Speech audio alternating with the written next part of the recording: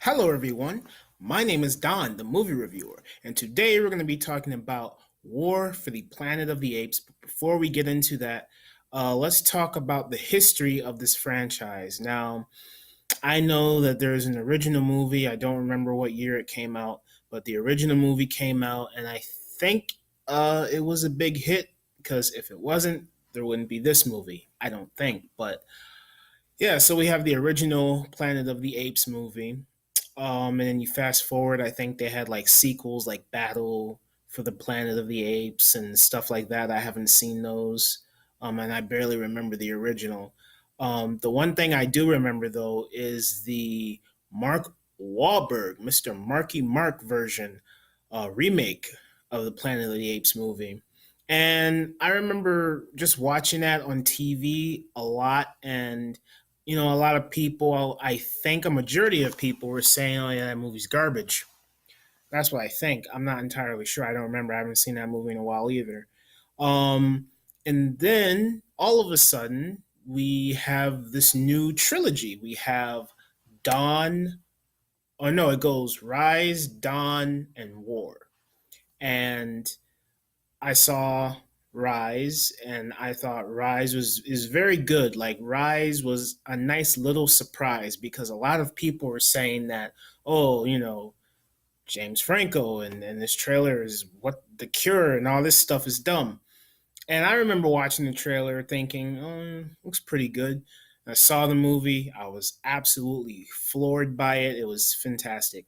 Then you have Dawn of the Planet of the Apes, and that movie, I enjoyed that movie too. It had Koba in there, who was really good. Kind of reminded me of Scar from The Lion King's. Very, very fantastic. Um, Gary Oldman in that movie to me was his character was just a bit off, and all I saw was Gary Oldman in that role. I didn't really see the character because it was just like his character wasn't really anything important. But other than that, I thought Dawn of the Planet of the Apes is a really engaging movie. It's great. So now we move on to War for the Planet of the Apes.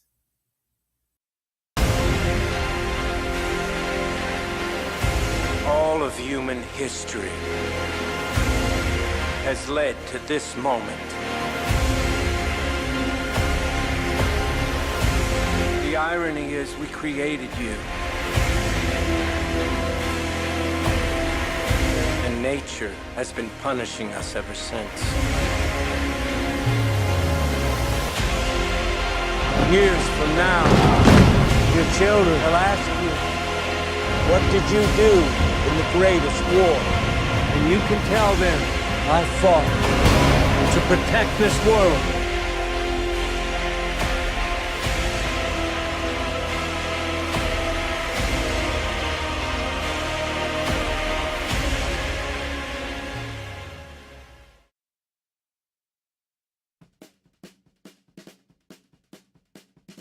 War for the Planet of the Apes is the third movie in this prequel rebooted franchise. Caesar, the main character from the previous two movies, returns to attempt an all-out assault on the Colonel, played by Woody Harrelson.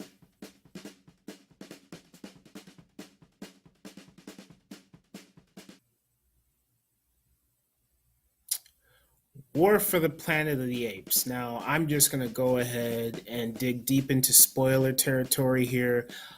So, if you haven't seen the movie, you shouldn't be watching this video, or if you don't care, feel free to listen. So, I saw War for the Planet of the Apes, which is the third movie in this, could say like soft reboot for the Planet of the Apes franchise. And I saw this movie twice. Back to back, because the first time I saw it, I said to myself, wow, this is an amazing cinematic experience. And this movie is engaging, it's intense, it's thought provoking, and the visual, like, stuff that's happening on the screen is fantastic. The apes look great. This movie is absolutely flawless. From the first time that I saw this movie, that's what I was thinking. Then I watched the movie again for the second time, and the second time I saw it, I actually fell asleep. Maybe that's because I saw it back to back. Like I didn't wait a particular amount of time to watch this movie again. I just like as soon as the first showing was done, I immediately went back in to watch this again because I thought it was that good. But then there were certain parts during my second showing where I did fall asleep on. And so I will say this, that this movie is extremely slow. This is a slow building movie. Like it's extremely slow paced to where it could feel tedious and it could feel boring to a certain degree. But I feel the thing that overcomes that in this movie is its engaging storyline. The storyline in this movie, the narrative is told so perfectly and expertly that you're absolutely engaged in the drama, in the characters, in the events that are taking place in this movie.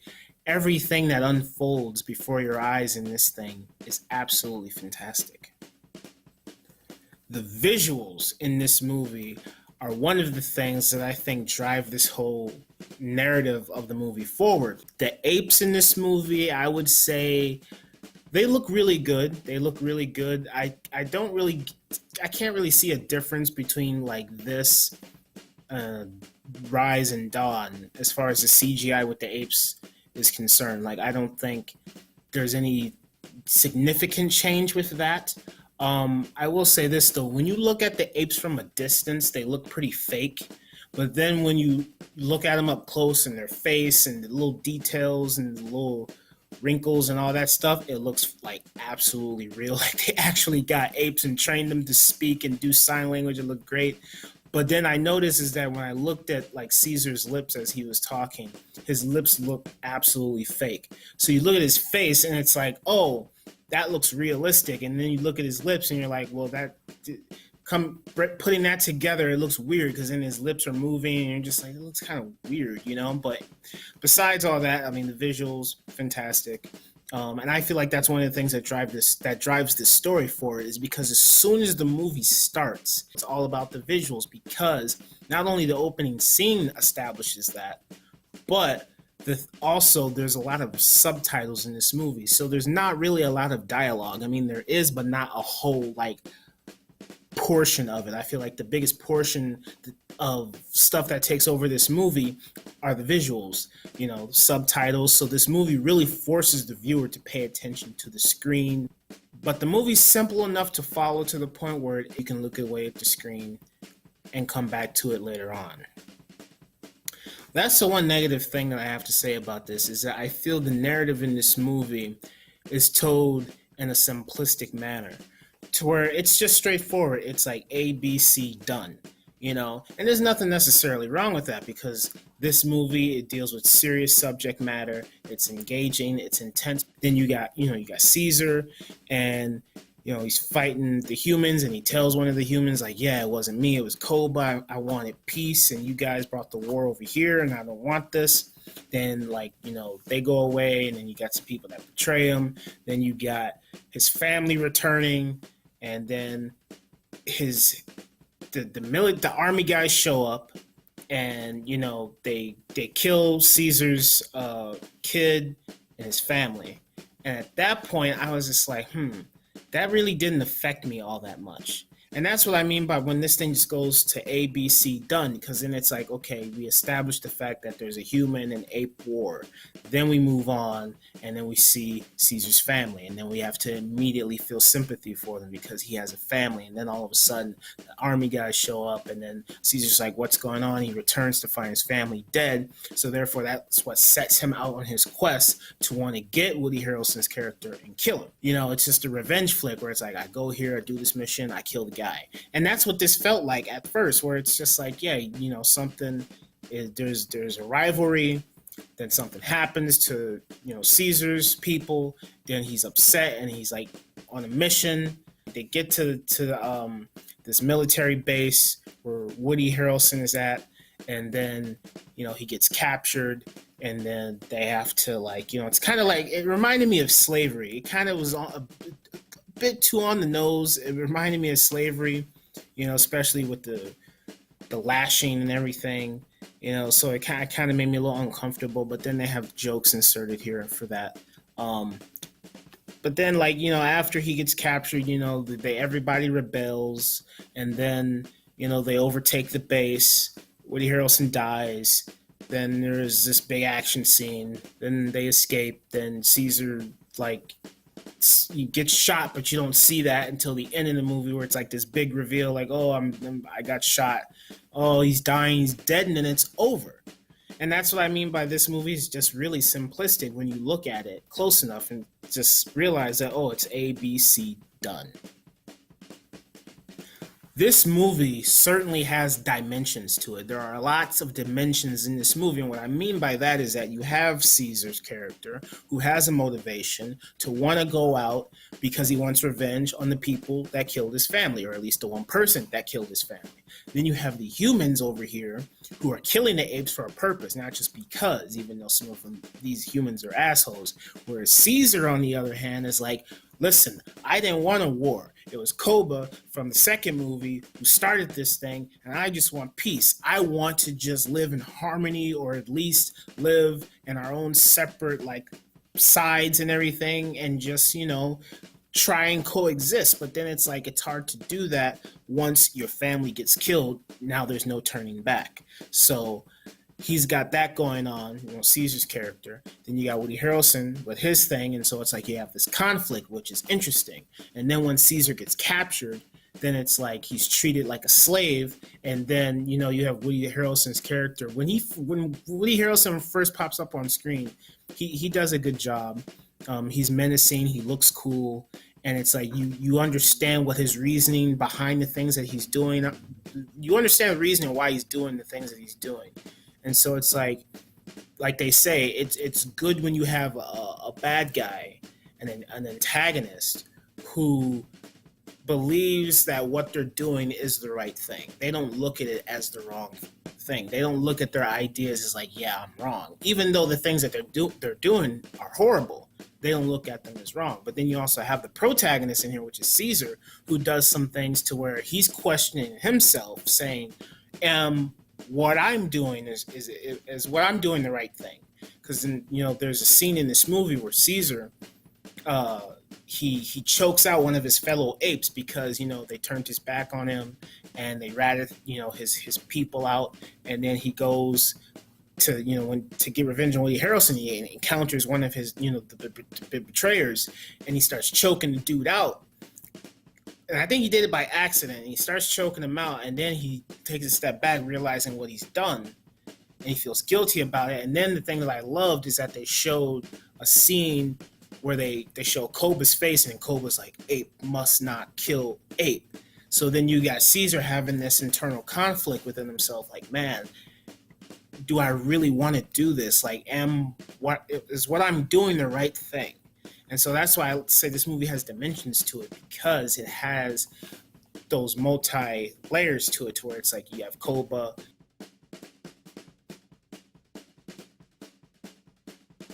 and he is having this conflict internally within himself, but then he has a reason and a purpose for what he's doing. And you have Woody Harrelson believing in what he's doing, and he has a reason and a purpose. And there's all these other elements that come into play with the whole entire like civilization of apes and humans, and them fighting each other, and then like people feeling that they're justified in what they're doing. There are lots of dimensions in this movie. Yes, sirree, Bob. But like, there's no real depth, and what I mean by that, there's no real depth, like I said, is because it's A, B, C, and done.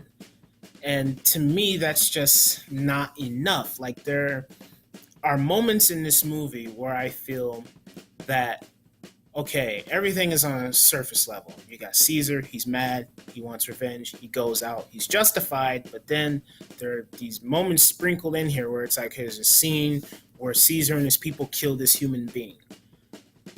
Now they encounter this little girl living at this place where they killed this man. And so at that moment, I was thinking they're going to try and have some really deep emotional thing happen here, to where it's like, yes, Caesar just killed this human being. And he's very upset and he's angry. He has this blood feud. He's like, I want to go out and kill this guy because he murdered my son, my family. And so he murders this human being without a second thought. And so when he finds this little girl, I'm thinking they're gonna have this whole dynamic thing of like, okay, um, yeah, you know,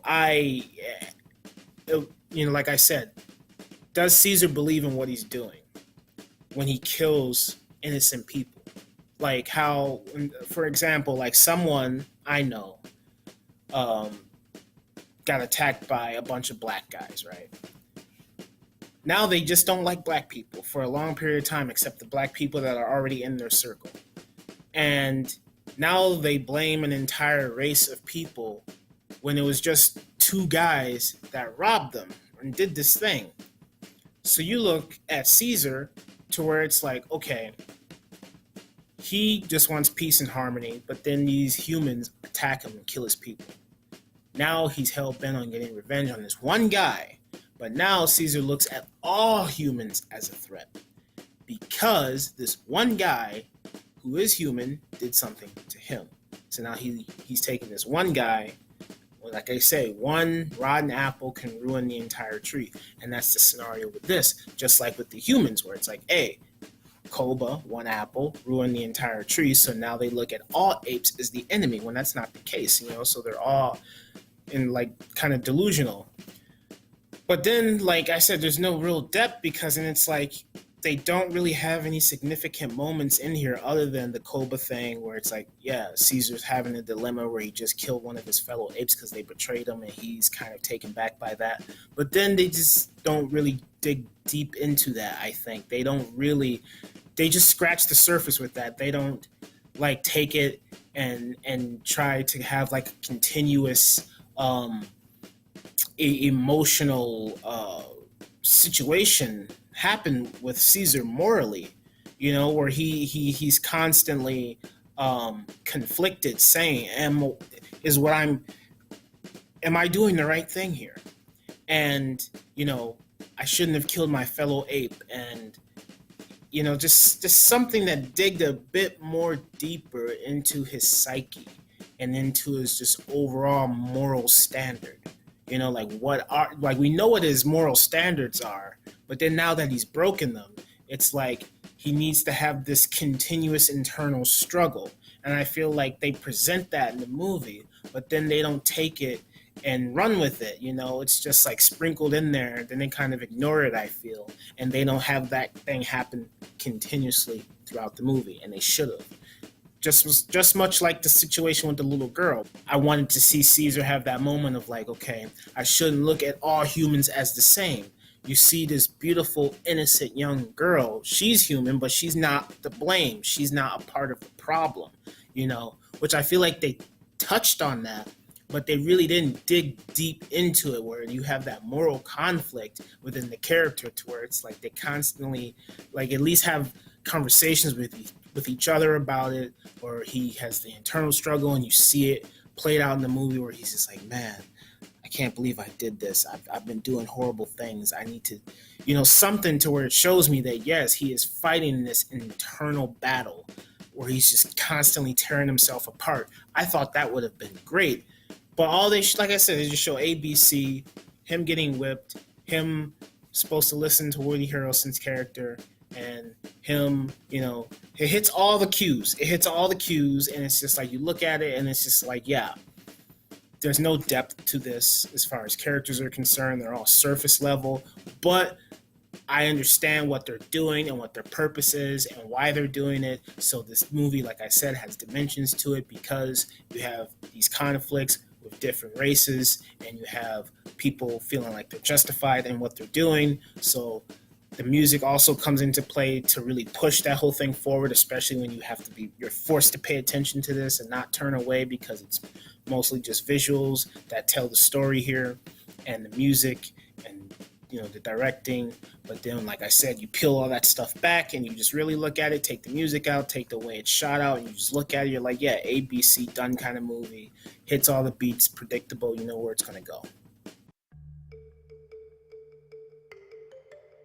Woody Harrelson. Woody Harrelson, he was very good in this movie. He was super cool. As soon as he popped up on screen, I liked him. I was like, he looks really good as this character. He's not in the movie all that much. Like, you see him one time, then he disappears for a while, then he comes back, and he has good moments. He looks good. His performance is fantastic, but I feel like they really didn't do much with this character. Like, they didn't, like, yeah, they set up, he has like this regimen where he's like, yeah, we have this particular way that we do things. He's like the slave master. He's like, yeah, you're gonna listen to me. I'm your master, and so with all that, but ultimately to me, his Woody Harrelson's character is just like he just seemed kind of plain to me, and he just seemed like he didn't really have a lot to do. Andy Serkis, Andy Serkis in this movie. Um, you don't see Andy Serkis, but you see the CGI Caesar, and the CGI Caesar looks great. Andy Serkis's voice mixed with it is fantastic, even though I don't think the lips match with what he's saying. But Andy Serkis, man, he's this the third time he's done this. It's no difference from the previous two movies. He's great. I love him as this character doing the motion cap stuff. It's great. It's fantastic. Steve Zahn. I want to talk about Steve Zahn because Steve Zahn in this movie to me is like his character. I'm going to say this right now. Steve Zahn's character is like the Jar Jar Binks of this movie to me, because it's like he's just there for comic relief. And so it's like this character didn't really need to be there. Like, yeah, he kind of has this backstory to where he came from, and it's kind of sad, or it is sad, but then that's it. There's nothing really to him except this comic relief. He's like this Dumbo who's like, I'm stupid. But he is smart. He's not like completely stupid. He has these scenes to where it's like, one of the apes pass him the binoculars, and they're like, he has the big side facing him, and then he's not looking at him. He's not looking through him the right way. And he's like, why is it so small? And then they like, oh, you have him on the wrong side. Flip him over. Now, when I saw that moment, and this is right after the scene where Caesar was getting like lashed on the back with the whip, and it's very intense stuff. Like I said, it reminded me of slavery. It's like, then they go to that scene with the binoculars, and I'm like, it wasn't cringy or anything like that. I mean, I think it fit perfectly within that moment because it's like you needed something light after this devastating thing you just witnessed.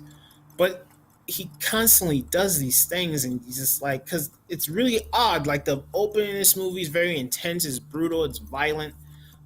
This is like close to an R-rated movie, and so you see all the serious stuff for like a good chunk of the beginning. Then Steve Zahn's ape character shows up in like the middle section of the movie, and this is after there haven't been any jokes for at least, I don't know, maybe 20-25 minutes or so. There haven't been any jokes in this movie whatsoever. It's been 100% serious. And Steve Zahn's character comes in here and he starts cracking jokes, and it's just like,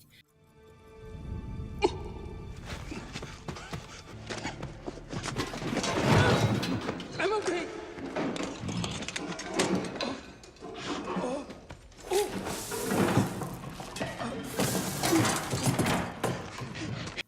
it kind of felt out of left field, but not really. I mean, like I said, when he cracked jokes and all that after a serious moment, I understood it, and I knew why it had to be put there, and it did flow naturally. But at the same time, I was just like, he seems like Jar Jar Binks. He's just there to be funny and do stupid stuff, and that's it. And I really didn't like his character.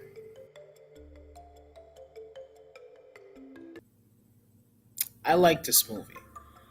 I thought War for the Planet of the Apes was good. But like I said, it's like visuals, fantastic. Score, fantastic.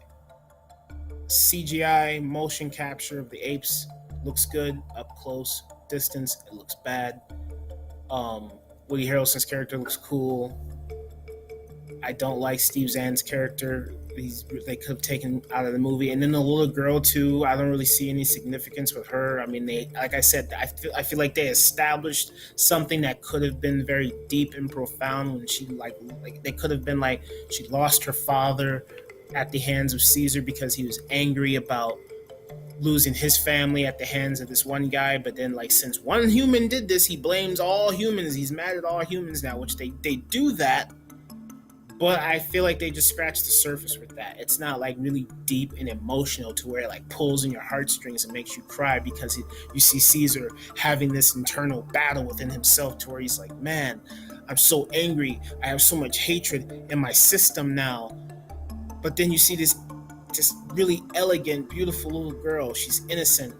I just killed her father and I killed one of my fellow apes, and now I'm having this moral conflict within myself. Like, now I don't know if what I'm doing is the right thing to do, and I shouldn't look at all humans as the same. Like, I don't think they have anything like that. They just scratch the surface with that, you know? And him killing his fellow ape, it's like, yeah, they have the thing where he has the vision where he sees Koba, and he's like, you must not kill fellow ape. Apes together strong, but then it's like they don't really dig deep into that. So, like I said, where they pull on your heartstrings and they take you on an emotional roller coaster, an emotional ride. And I don't think this movie has really any depth emotion to it, like really digging deep into emotions. It's just like I said, A, B, C, and done. It's like we go here, we go there, boom, bang, ding, done. And the way the movie ends is the perfect uh, is perfect to that explanation, to where it's just like as soon as Caesar dies, the movie's over. And then, there is some stuff along the way that could make the movie a lot deeper with the little girl, and then Steve Zahn's ape could have had some sort of mystery or big reveal with him or something, I feel anyway. And then you got all this little stuff sprinkled that could make the emotion go way deeper than what it already is. Like, yeah, the way the movie's executed and the way it pans out is fine, and it makes sense, and it's interesting and it's engaging, but I feel like they could have just put more into it to make it like really like make you cry, to make you just tear up and be like, man, I feel bad for Caesar. All this stuff is happening to him. He's dealing with himself. He's dealing with the inner and outer struggle. He's dealing with, they could have thrown all that stuff in there and mixed it in one big pot. Instead, the only thing that pushes this thing forward is the score, is the visuals, is the CGI, and the surface level storyline that is interesting and engaging. But then once you take all of the technical stuff out and just look at it on the surface and say, okay, what is this? Okay, this is an ABC movie. Then once it gets to F or the final letter, it's done. It just hits the beats and then it's over. And I feel like it could have been more than that. That's all I'm saying. This movie was good. I feel like I just wanted more from it. Overall, I give War for the Planet of the Apes a B plus. I give it a B plus because, like I said, I was engaged the entire time. The visuals are fantastic. The score is fantastic. Having Caesar do his mission and to see what he goes through is interesting and it's engaging. And I'm invested in his character after all this time, and especially in this, when you don't have to watch the previous two movies, I'm still invested. As soon as you see the apes on the screen, your mind immediately just ignores the fact that, yeah, these are apes and they're talking. You just look at them as human and say, yeah, this goes right over your head, and you're not over your head, but it just like you forget all about it. You forget all about it and you're just like watching a really good cinematic experience. And that's what I think this movie is. This movie overall, bar none, is a pure cinematic experience. That's what War for the Planet of the Apes is. War for the Planet of the Apes is a pure cinematic experience because the scope of this thing is fantastic. When the action scenes do happen, they're good, nice explosions. This movie is pushing hard to an R. You have the apes in here that look great. You have the great score. You have the serious nature of this movie, the tone, how it kind of hints at slavery, I feel, with the lashing and all this stuff, and how you can have a whole entire civilization of people rebel against the authority and say, yeah, this is wrong, this is what needs to change. I don't want any war with you, but you want war with me, but I didn't start this war. Now I'm going to finish it because you killed my family. So like the narrative and how it's executed keeps the viewer engaged and interested, and along with the visuals, all that stuff definitely keeps your eyes glued to the screen and forces the viewer to pay attention.